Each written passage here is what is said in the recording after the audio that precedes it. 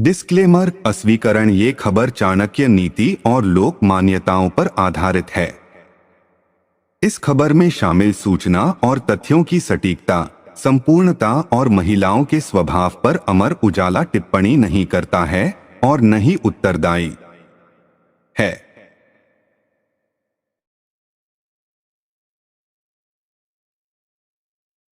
चंद्रगुप्त मौर्य को चक्रवर्ती सम्राट बनाने वाले आचार्य चाणक्य की नीतियों ने भारत के इतिहास को बदलकर रखने में बहुत बड़ी भूमिका अदा की। अर्थशास्त्र और राजनीति के महान ज्ञाता रहे आचार्य चाणक्य के सिद्धांतों को आधुनिक युग में भी स्वीकार किया गया है। चाणक्य ने स्त्रियों के बारे में काफी बातें बताई है। कौन होती है अच्छी पत्नी? चाणक्य की माने तो अच्छी पत्नी वो है जो मन से पवित्र हो और अपने पति से ही प्यार करे, साथ ही पतिव्रता होने का पालन करे। चाणक्य की राय में जिस पत्नी को पति से प्यार हो, जो अपने पति से सत्य बोले, उस स्त्री के साथ रहकर किसी भी पुरुष का जीवन सफल हो जाता है। कब होती है पत्नी की परीक्षा?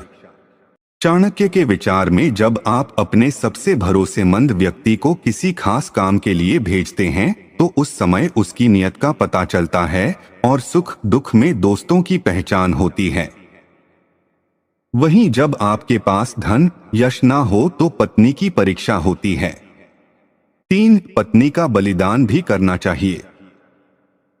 चाणक्य ने अपने श्लोक में ये कहा कि जब आप पर भारी संकट आए तो अपने धन को बचाएं, साथ ही अपनी पत्नी को भी बचाएं, लेकिन जब बात आत्मसम्मान की आती है तो ऐसे में धन और पत्नी का बलिदान भी करना चाहिए, हिचकना नहीं चाहिए।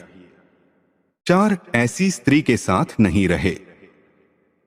चाणक्य की राय में अगर आप किसी मूर्ख बालक को पढ़ा रहे हैं तो आप खुद मूर्ख हैं, साथ ही अगर आप किसी दुष्ट स्त्री के साथ जीवन बिता रहे हैं तो आप भी दुखी हो जाते हैं, इसलिए ऐसे लोगों से दूर रहना चाहिए। ऐसी स्त्री घर को सुखी नहीं रखती। चाणक्य के अनुसार एक गलत राजा कभी अपनी प्रजा को सुख नहीं देता, वहीं एक दुष्ट पत्नी अपने पति को कभी सुख और शांति नहीं दे सकती है। ऐसे घर में सुख का वास नहीं होता है। ऐसी स्त्री करती है घर की रक्षा।